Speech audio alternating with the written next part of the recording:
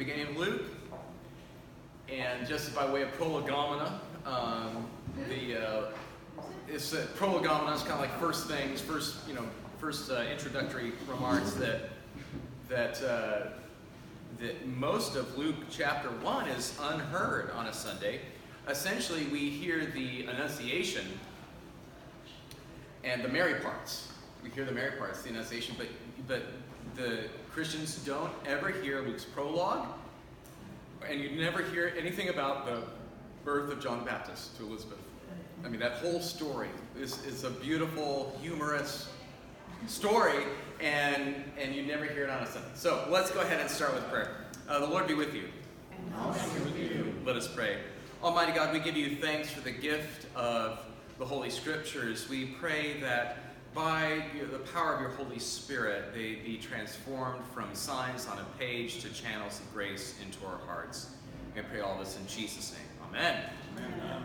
Okay, so basically, the parts of chapter 1 that come in to the Sunday lecture are read on Fourth Advent.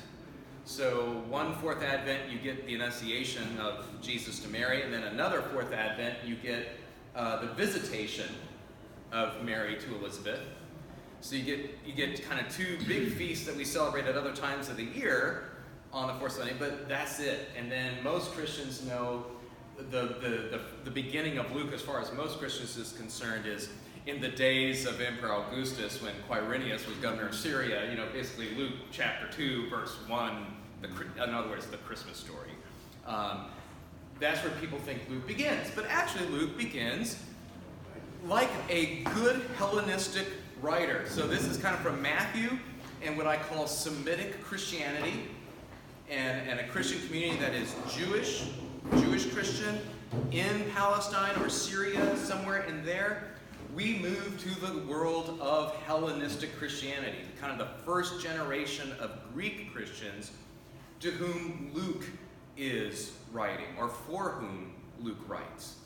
And so you have a wonderful Greek prologue. So I'll read it to you. This is verses 1 through 4 of the first 4 verses of the Gospel. Now, of course, you all know you all know John's prologue, right? In the beginning was the Word, and the Word was with God, and the Word was God, and nothing was made without the Word. You all know that because we read it so frequently and it's such high feasts, Christmas and different things.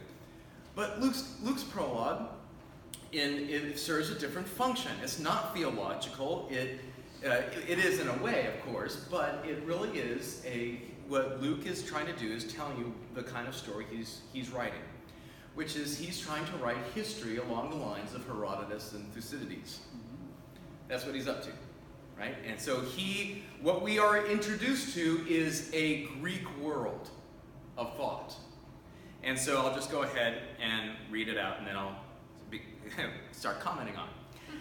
Since many have undertaken to set down an orderly account of the events that have been fulfilled among us, just as they were handed on to us by those who from the beginning were eyewitnesses and servants of the word, I too decided, after investigating everything carefully from the very first, to write an orderly account for you, most excellent Theophilus, so that you may know the truth concerning the things about which you have been instructed. Right? That's the prologue. So that's Luke setting out his text, and you probably have never had occasion to hear those words.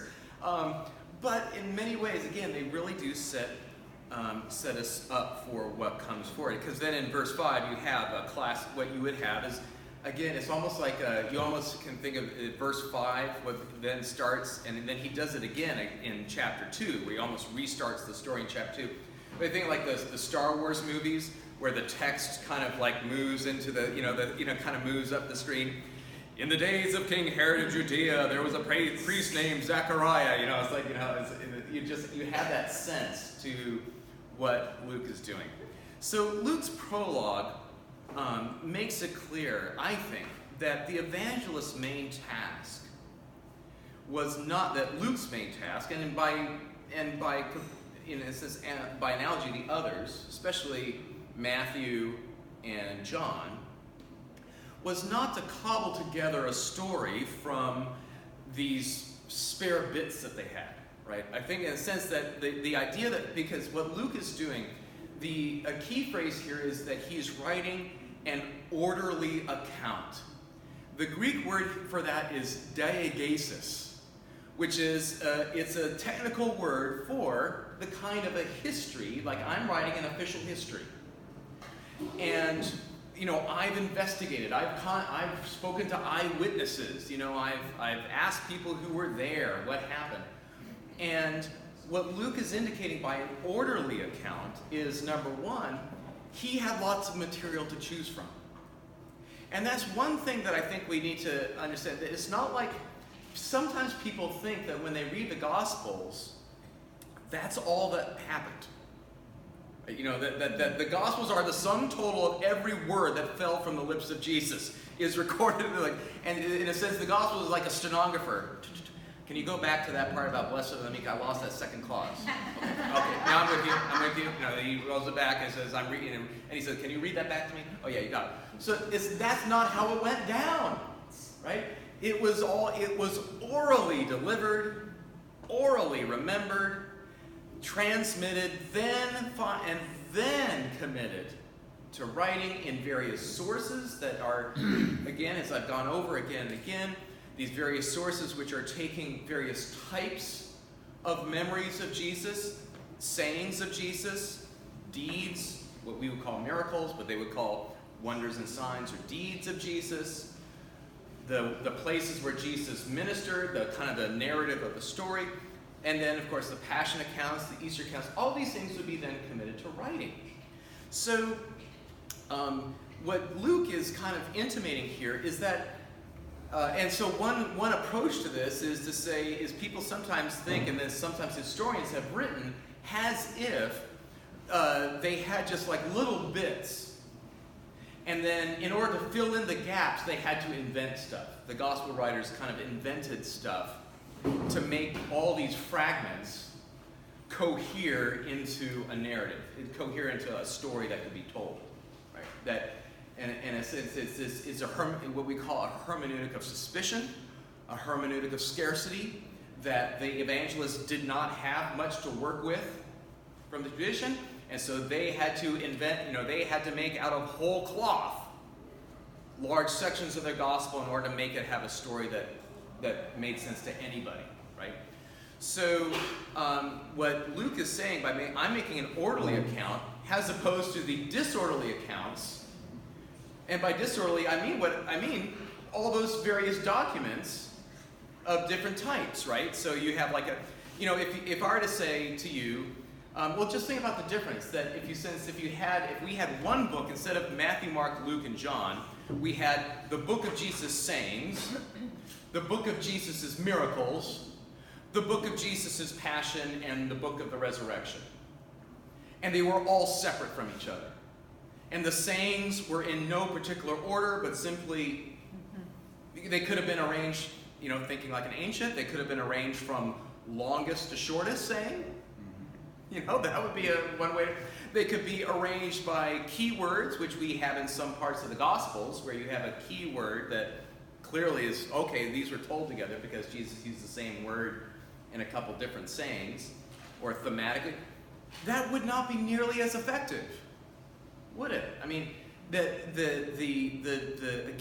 achievement of the evangelists were the creation of narratives to communicate the event of God's visitation to humanity in the flesh of Jesus. Right? You have to think, the event comes first. The event is God becoming flesh in the person of Jesus and saving his people. Right? That's the event. Then you have those who experience the event, their description of that experience, and now an orderly accounting of it. And in the Gospels, we have those sorts of orderly accounts. And Luke, as we go through Luke's narrative, Luke, much more than Matthew, as we talked about Matthew follows Mark's narrative, just tracks it, right? And then he'll stop to drop in some sayings, like a whole chapter of parables right here. And then the action picks up again with Mark. Luke feels a lot more freedom to change the order. He moves stuff around because he thinks it's more orderly his way. You really do have what we encounter in Luke is someone who feels the authority because of what he's trying to accomplish, which is so that you may know the truth. Remember, so that right there is an important kind of for us to understand what was the goal of the evangelists. They were not mere stenographers or even journalists. Their mission was for you to know the truth. And that word Theophilus, to whom he writes, now we don't know who Theophilus is. We don't even know if Theophilus is a person. The word Theophilus means lover of God. God lover. And it could also mean, in all the wonderful ways which drive first semester Greek students crazy, it could also mean loved by God. Right? But there's God and love in the same word. So this God lover is either a patron of Luke, a Christian of some means, to whom Luke is writing and would be supporting Luke in the project of writing, right? Because again, so you're going to do anything, you need a faculty grant, basically. If you're going to write a book, you need the faculty grant, and so Theophilus is the one who is, you didn't have the MacArthur Foundation, so you had Theophilus, who gave you money to live on while you didn't do anything else with your life. You went and traveled and interviewed people. Or Theophilus is a kind of a generic audience. It's kind of like an everyman. Like, I'm writing to you, lovers of God, so that you may know the truth. We don't know the spirit in which Luke does that. Did the gospel writers know each other? Do we have any sense of that? We don't think so.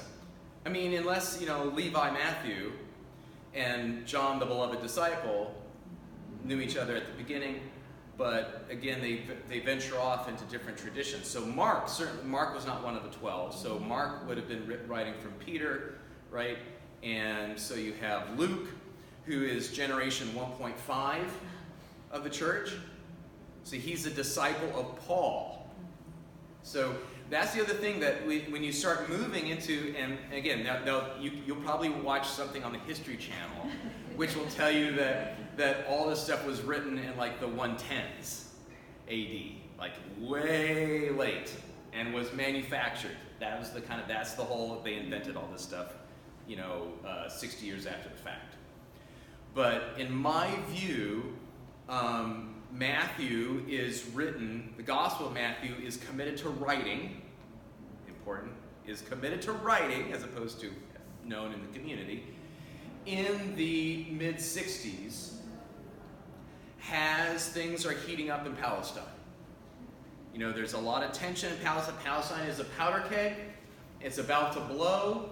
And Matthew brings, and as we covered in the apocalyptic sayings in that chapter 24, Matthew foregrounds the predictions of Jesus about the destruction of Jerusalem, and unless you choose the path of peace, horrible things are going to happen to this city.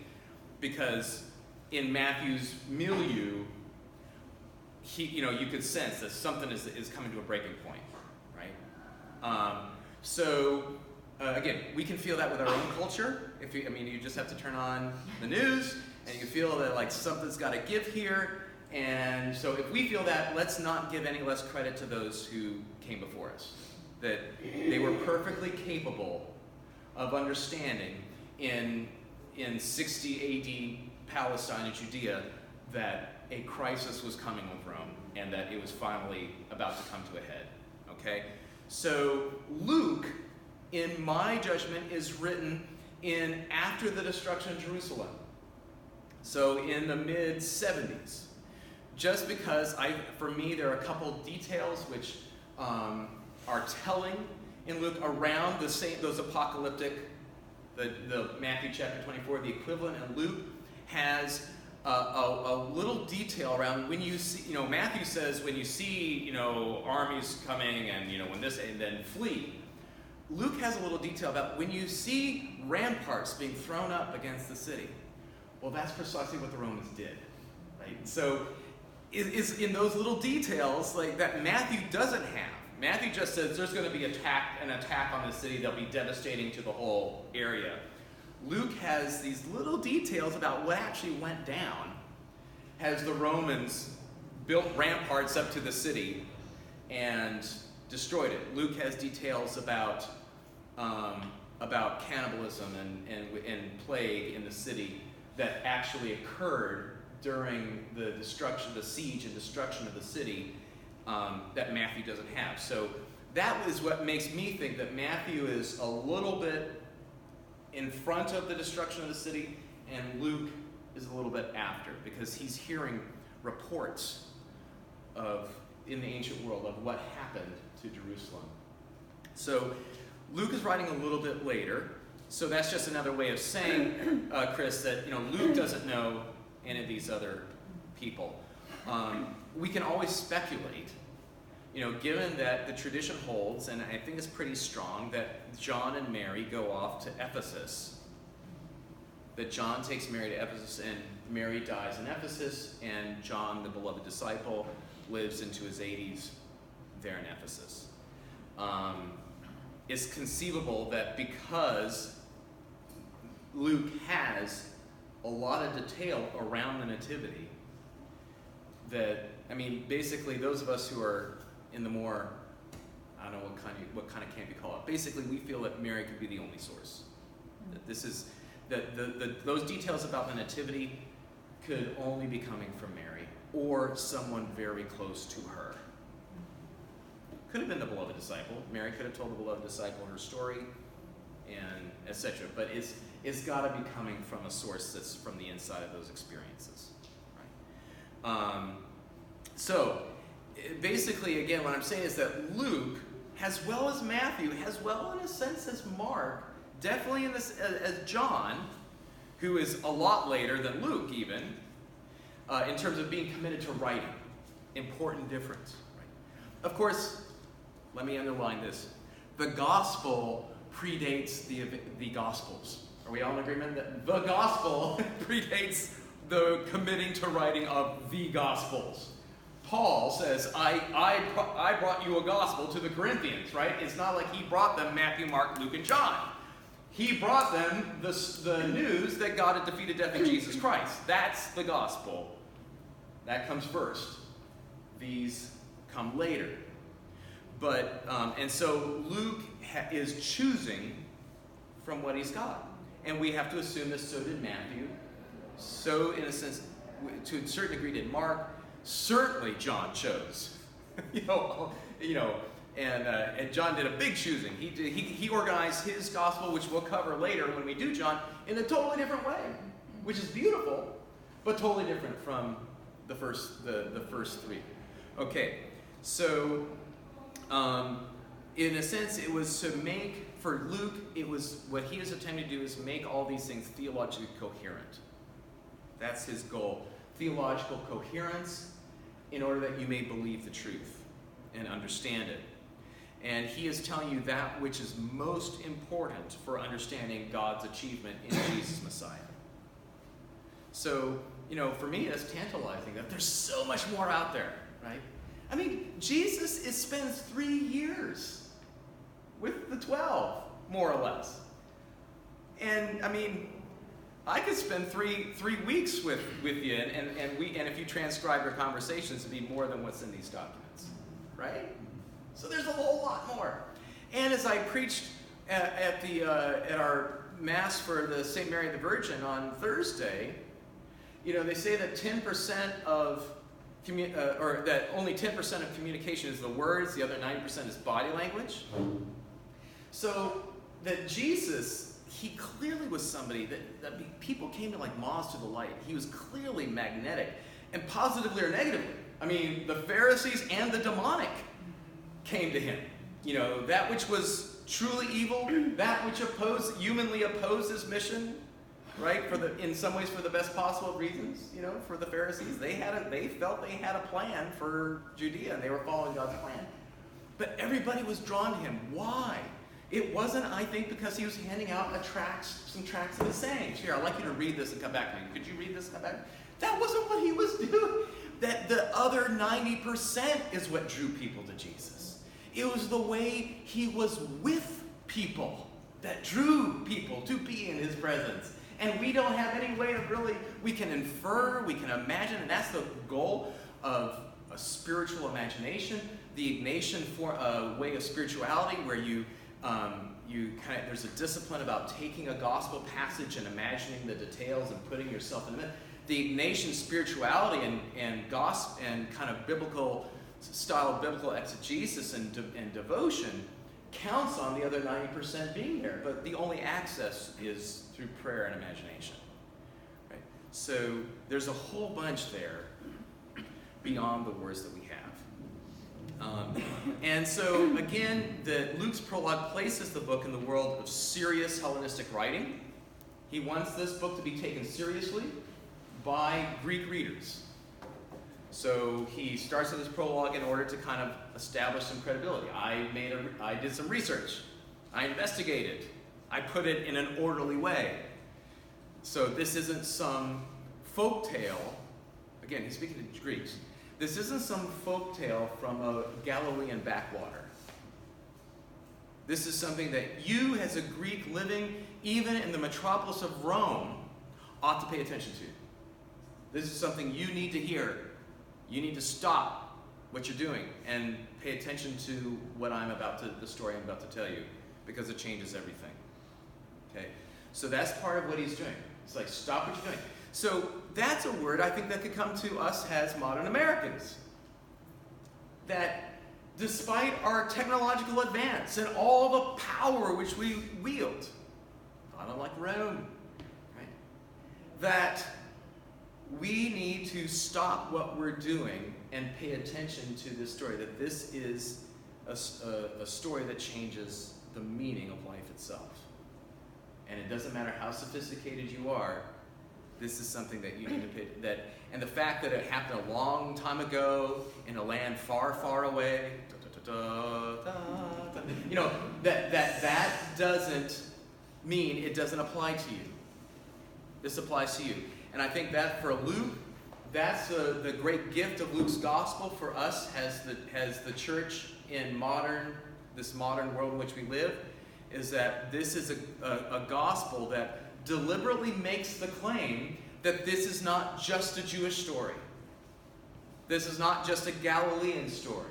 This is an everybody story. And Luke, throughout his narrative, will emphasize that this is an everybody story. Without Luke's gospel, and frankly without Paul's letters, just imagine Christianity without those two things. It would have been very easy for this story to have gotten closed up within the Jewish people themselves. Without Paul and then Luke, his disciple, bringing forward the fact that God's achievement in Jesus Messiah is for everybody, is an everybody story. Okay, so even though it is written for everybody, including the most noble Theophilus,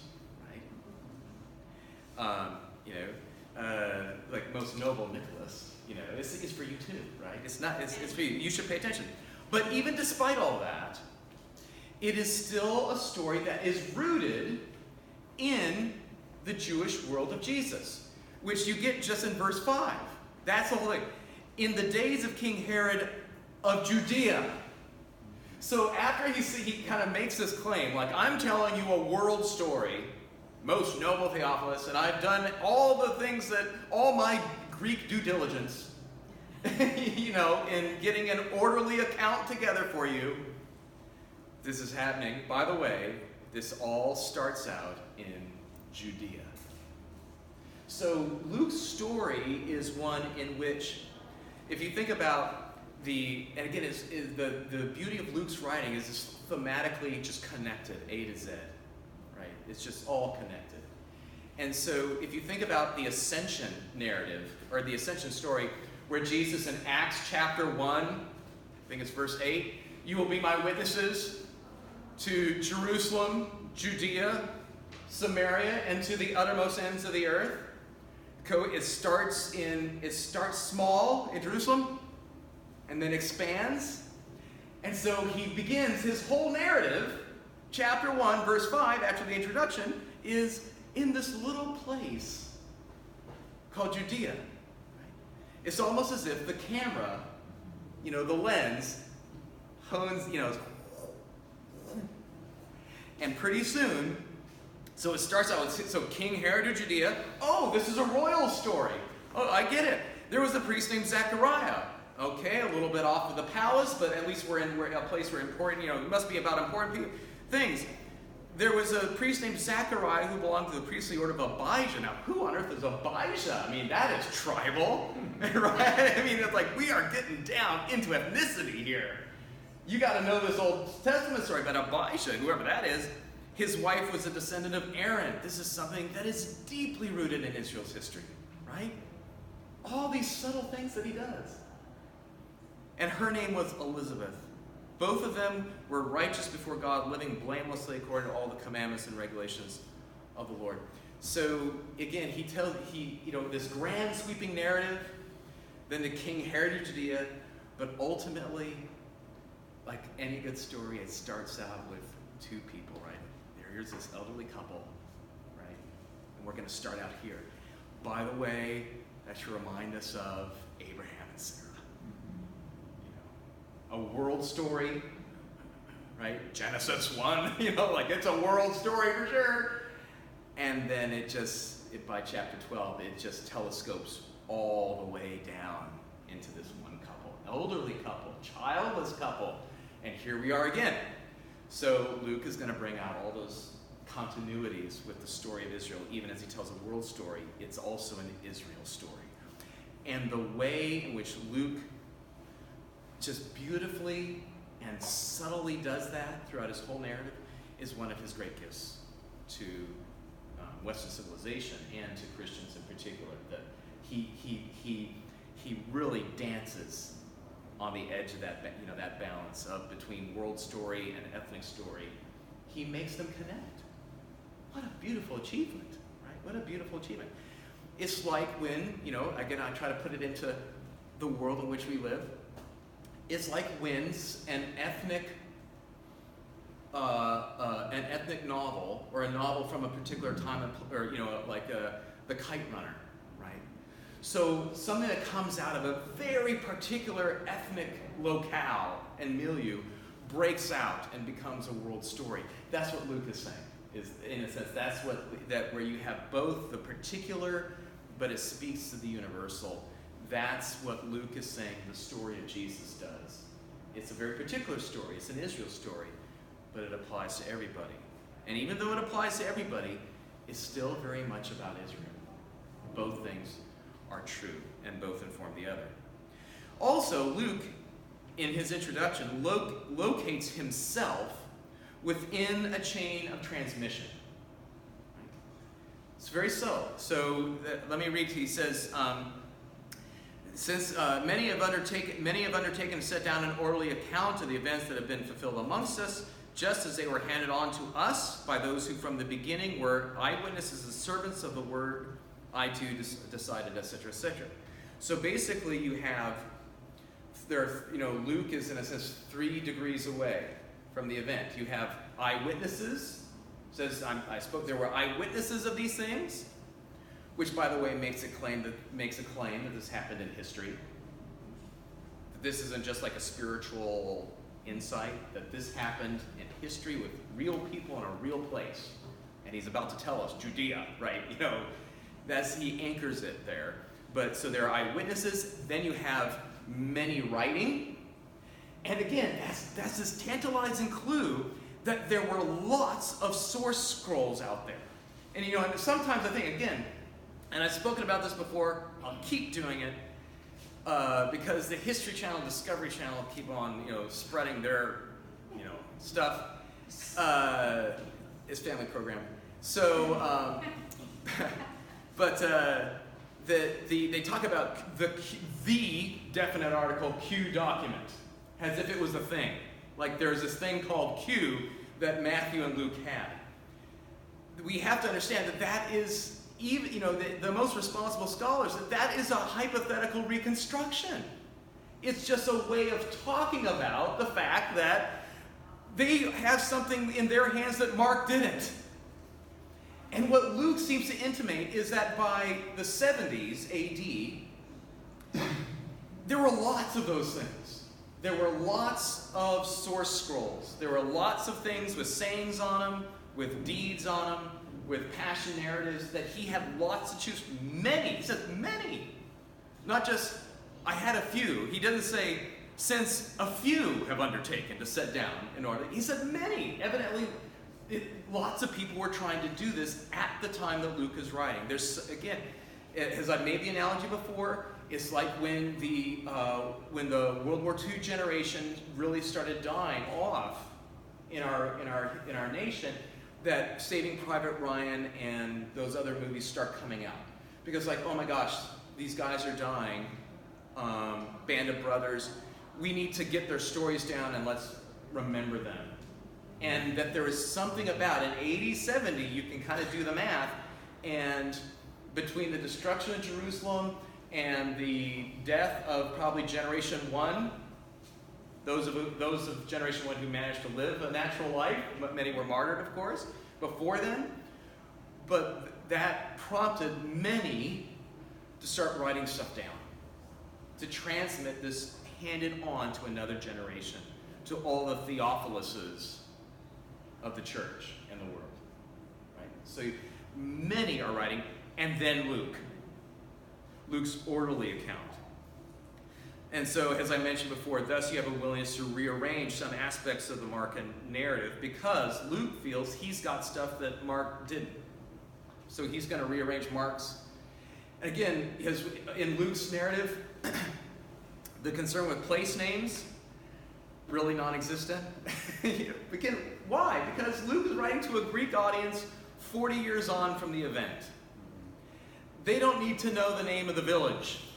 Now, Mark and Matthew lives there, so he's going to tell you the name of the village.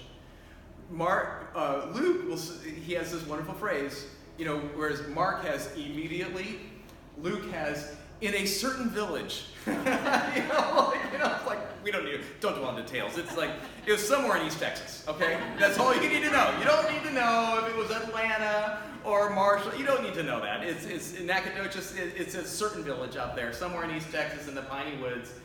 Yes, out there, people. Okay, so because remember who he's writing to, right? So it's like, they don't care about geography. The point is what happened there. And so he moves his narrative along by simply saying, okay, Jesus was in a different spot when he said this.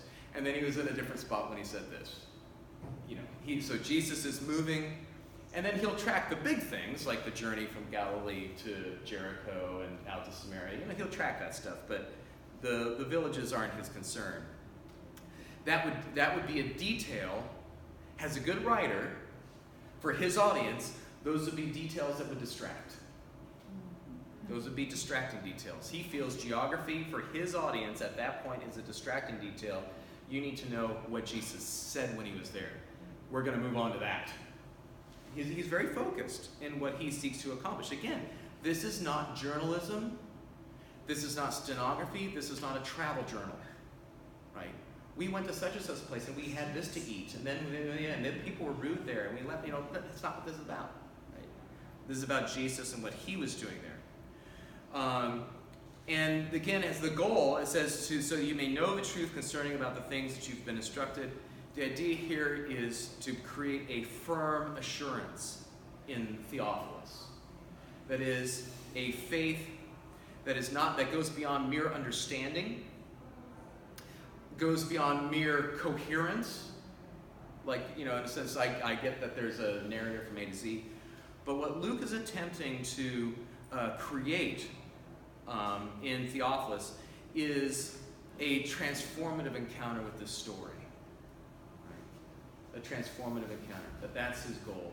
It's not just to help you understand the details of the 5 W's and the how, of every place, but rather that you would be transformed by this story, and that it would transform you particularly in the identity that you have.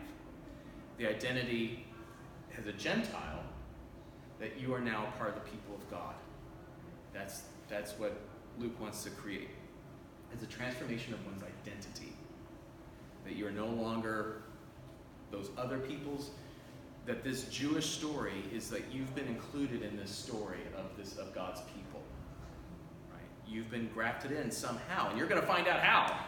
But they all know the end of the story. But I'm going to tell you, by making this argument and presenting to you in this way, you're going to understand how you have been transformed. Your identity has been changed. Also, there's this wonderful thing about, he says, an orderly account of the events that have been fulfilled among us. And that's a major theme of Luke's narrative, fulfillment. And that's the theology of history. In that just one little thing, you have a whole theology of history opened up before you. That is, for Luke, things just don't happen. It's like life is not just one darn thing after another. It's fulfilled. And what is fulfilled? He uses the events that have been fulfilled. By whom are they fulfilled? Is God. That God is the author of this story. In the kind of grand sweeping sense. That things are fulfilled. And not a fulfillment, as we'll see as the narrative goes, not like Matthew's fulfillment, which is a kind of point-by-point fulfillment of prophecy from the Old Testament. Matthew's, this happened to fulfill what the prophet Isaiah said. See, prophet Isaiah, aha, one-to-one correspondence between the for Matthew, that was important. For his audience, his Semitic Christian audience, that was critical.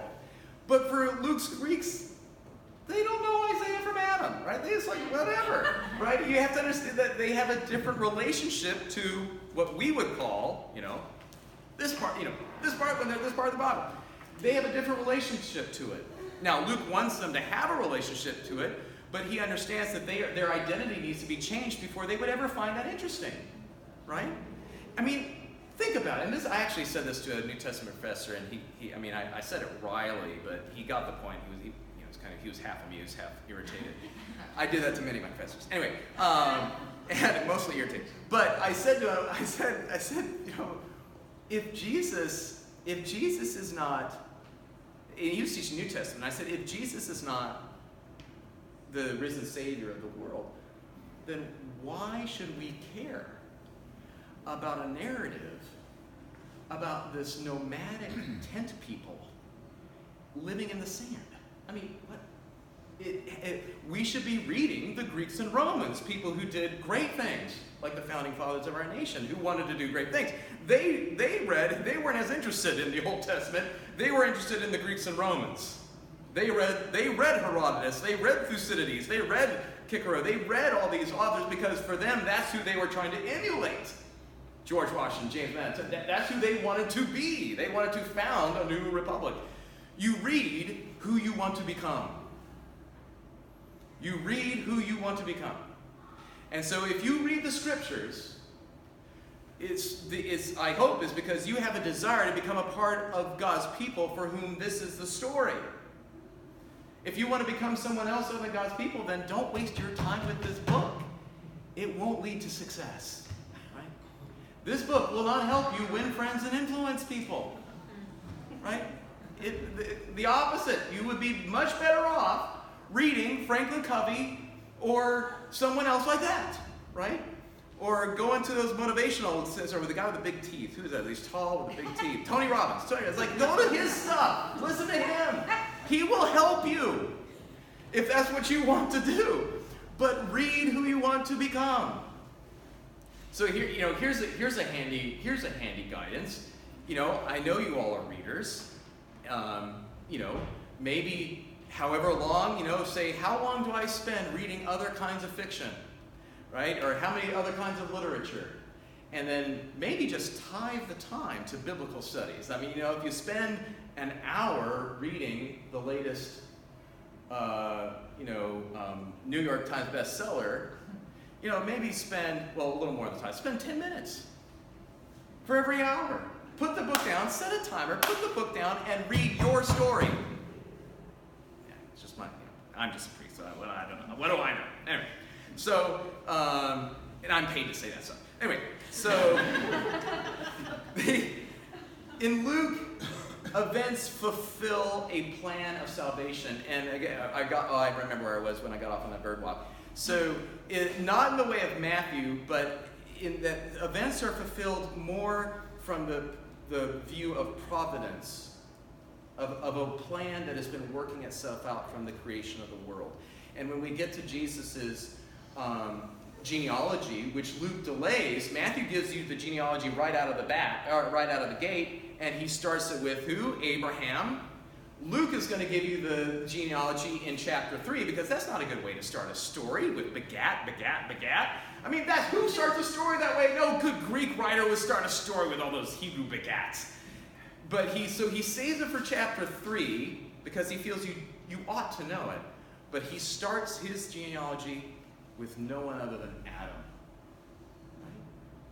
There's a difference, isn't there, between a genealogy that starts with Abraham and a genealogy that starts with Adam. Because why? Luke wants you to know that everybody is included in this story. You're all part of this family that Jesus is remaking. Not at see sermon, that there's a new family that Jesus is in the business of making. So he moves the emphasis of fulfillment from the words of the prophets to salvation history itself, to the narrative, beginning with Adam, moving through Abraham, and then Moses, and etc., and the prophets. That the prophets it's a fulfillment of those specific words that the prophets said, than a fulfillment of the prophetic hope. So it's a kind of a more synthetic kind of Greek abstraction, right? That's the Greek thing to do. But he's pulling the altitude. He's going to see the prophets from a higher altitude because he wants his story to encompass not just the history of Israel, but the history of creation itself, which beginning with Adam. That's his scope. I mean, ambitious, right? I mean, that's an ambitious storyteller. But I'm telling you a story that takes in everything from Adam forward. I mean, again, and he did it, I think. It's my humble opinion. I think he achieved it, his goal. But so anyway, so that's the prologue to Luke's gospel. And I said, so next Sunday we have Rally Day, but then I'll be back at it Labor Day weekend, and going forward because I will take no rest. Because this is too important. And but so what we'll go through is the fact that is these wonderful stories that Luke includes that we would not have but for him. The story of Zechariah and Elizabeth and John the Baptist and his birth, and the story of the presentation of Jesus in the temple. That's not heard on a Sunday. And so it's probably unfamiliar unless you show up for a special mass at 6 p.m. where we read these and celebrate these feasts. And back in a better day, say the medieval period, when people had nothing better to do, they came to church and they would hear that. So we would have festivals of the presentation and the Annunciation and the visitation, blah, blah, blah. So, but we don't have those anymore. We just have Sundays.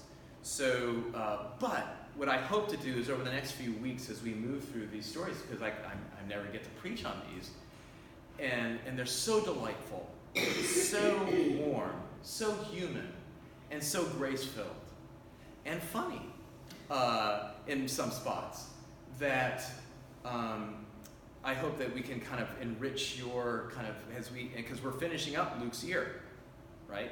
This is the year of Luke on our Sunday mornings. And so as we finish up Luke's year to kind of know how he began his story. And again, very much like the Hebrew Scriptures with some key couples, and how God works in their lives. And then it kind of expands from there. All right.